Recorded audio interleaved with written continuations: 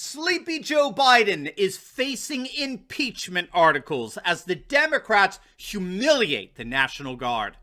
In this video, we're going to take a look at the utterly criminal treatment of our National Guard servicemen at the hands of the Democrats. How red state governors across the nation are absolutely livid over this. And how one congresswoman is fighting back by officially filing articles of impeachment against Sleepy Joe Biden. You are not going to want to miss this. Greetings, everyone. Dr. Steve here with you. Wonderful to be with you as always. We're here to give you conservative hope in the midst of turbulent times by helping you to think better so you can feel better. So if you haven't already done so, you know what to do. Make sure to smack that bell and subscribe button. We would love to have you as a regular part of this channel where each and every day we analyze what are often distressing current events, but always in light of very hopeful conservative trends so we can all live in the present in light of even better things to come. But first, did you know that studies show that air quality inside our homes is actually less safe than outdoors? Air pollution can actually be 2 to 5 times higher indoors than outdoors. And that's why I've got the amazing clean air device in my home. This device is an air purifier and air ionizer that eliminates up to 99.7% of indoor air pollutants. And now I partnered with the creators behind Amazing Clean Air to give my audience 50% off your own purifier. If you click on that link down below today, it's right, 50% off, but it is a limited time offer. Click on that link below, go to amazingcleanair.com. That's amazingcleanair.com. and purify the air quality in your home today. All right, okay, let's dive right in here. It is official. As of this third full day in office, Sleepy Joe is already one of the worst presidents that has ever assumed office. He's a disaster. I mean, this is what you get when you vote in a guy who doesn't even know where he is half the time. Now, I'm sure you've all heard by now the utterly outrageous treatment that our National Guard was subjected to in Washington, D.C. Once that pathetic excuse for an inauguration was over, the Democrats, who are now in charge of both the White House and the Capitol building, they basically threw our National Guard troops under the bus. Now that their services were no longer needed, they were told, this is according to Politico, they were ordered by U.S. Capitol Police to vacate the Capitol premises. And again, you know, given that this town is run by Democrats, they had nowhere to go. So these servicemen ended up having to spend a night in a freaking nearby parking garage. And this again from Politico. This is absolutely astonishing. One unit, which had been resting in the Dirksen Senate office building, was abruptly told to vacate the facility on Thursday, according to one guardsman. The group was forced to rest in a nearby parking garage without internet reception, with just one electrical outlet and one bathroom with 2 stalls for 5,000 troops. Temperatures in Washington were in the low 40s by nightfall. One guardsman said, quote, "Yesterday, dozens of senators and congressmen walked down our lines, taking photos, shaking our hands, and thanking us for our service. Within 24 hours, they had no further use for us and banished us to the corner of a parking garage. We feel incredibly betrayed." Yeah, join the club, bub. Or as Bruce Willis said in Die Hard, "Welcome to the party, pal." There's a whole lot of sense of betrayal to share in when it comes to the permanent political class in Washington, D.C., I can assure you that. So obviously this is about as embarrassing of a black eye that Biden could possibly get, and he's not even been sworn in for 72 hours as of yet. He's already demonstrating himself to be an utterly and totally incompetent commander-in-chief. And the Democrats as a whole are demonstrating themselves to be an utter embarrassment. I never dreamed in my worst nightmares that Democrats could come off worse than they already have been through their stuttering spokesman, Nancy Pelosi. But alas, I was wrong. They definitely have fallen to a new low over this. But in contrast, we did see some wonderful examples of conservatives stepping up here and helping to rectify this humiliation. To his wonderful credit, Republican Congressman Madison Cawthorn. He visited the National Guard troops in the parking garage. He's in a wheelchair, gang. And he brought them pizzas to help pass the time. According to the Blaze, Cawthorn said that the troops were, quote, "abandoned and insulted by our leaders. And of course, they deserve better." And he opened up his Capitol Hill office for some of the soldiers to sleep in, get some rest, get warm, tweeting out, "No soldier will ever sleep on a garage floor in the U.S. Capitol while I work in Congress. God bless the guy. He's a real deal. Madison was homeschooled. He is the youngest congressman. He's the first one born in the 1990s. How's that to make you feel old? And he's wheelchair bound from paralysis, suffered in a car accident. He's an amazing young man. God bless him. President Trump as well rose to the occasion. Again, unlike Biden or Pelosi or McConnell or any of the other clowns on Capitol Hill, Trump offered to let the National Guardsmen stay in his Trump Hotel in Washington, D.C. Again, God bless our dear President Trump.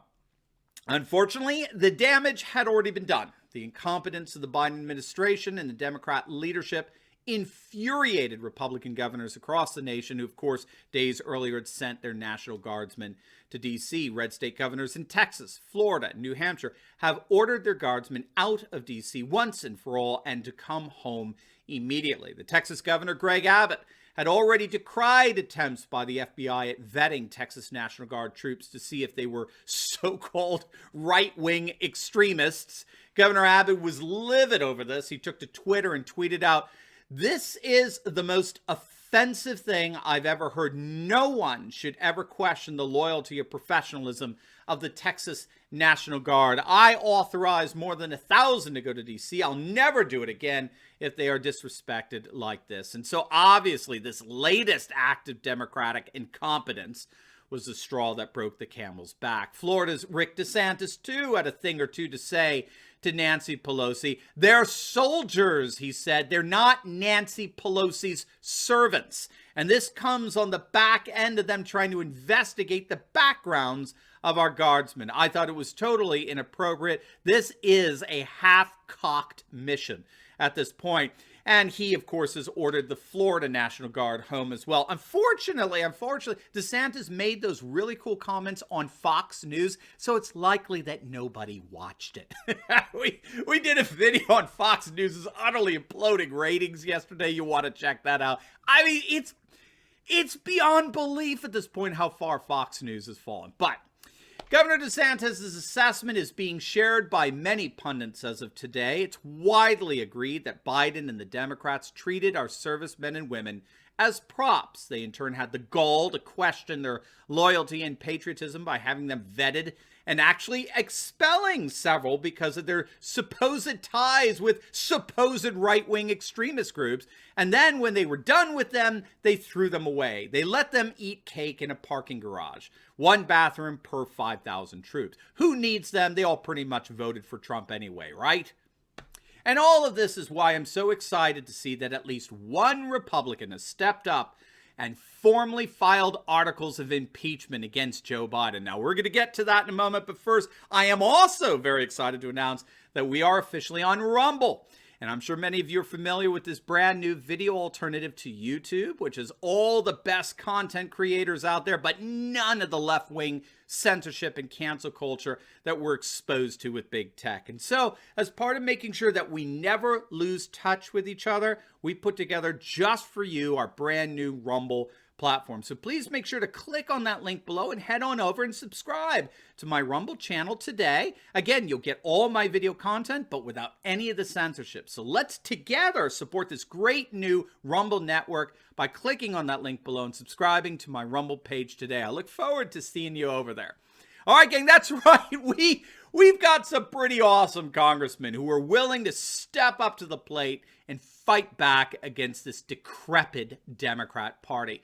The newly elected Republican representative from Georgia, Marjorie Taylor Greene, she has, as of today, officially filed articles of impeachment against Joe Biden. She announced she would do so a day after the inauguration. She tweeted out the now infamous panel discussion at the Council of Foreign Relations, where Biden boasted about how he pressured the then Ukrainian President Poroshenko to fire their special prosecutor who was investigating Burisma, the corrupt natural gas company that Biden's son Hunter was part of.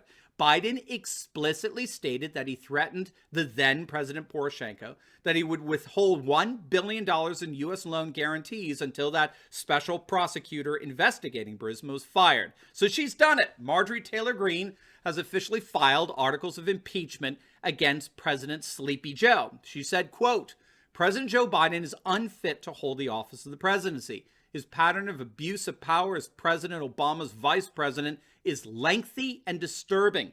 President Biden has demonstrated that he will do whatever it takes to bail out his son, Hunter, and line his family's pockets with cash from corrupt foreign energy companies.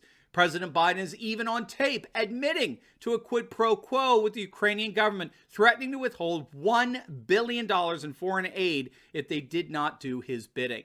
President Biden residing in the White House is a threat to national security, and he must be immediately impeached. How do you like that, Liz Cheney? Huh? That's called fighting back. That's called sticking it right back to the Democrats. And I love to see that kind of fight.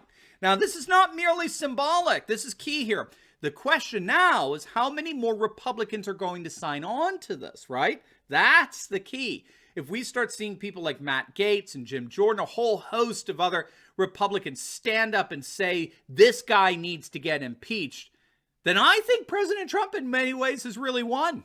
You'll be seeing a GOP that has finally found its spine and is showing to the deplorables across the nation that they're once and for all ready to fight for them. That will be a wonderful sight indeed. And hopefully this humiliation of our troops will be enough to cause GOP congressmen to find their backbones, join Marjorie Taylor Greene's push to impeach Biden, and really stick it to the Democrats. Now, before you go, make sure to like this video, comment down below, and subscribe to my channel. And you will definitely want to check out my latest video. I've just uploaded it on how we're seeing a mass uprising in the GOP where the rhino establishment leaders are getting purged as more and more pundits are indeed seeing the potential rise of a Patriot Party. You're not going to want to miss it. So make sure to click on the link, and I will see you over there. God bless.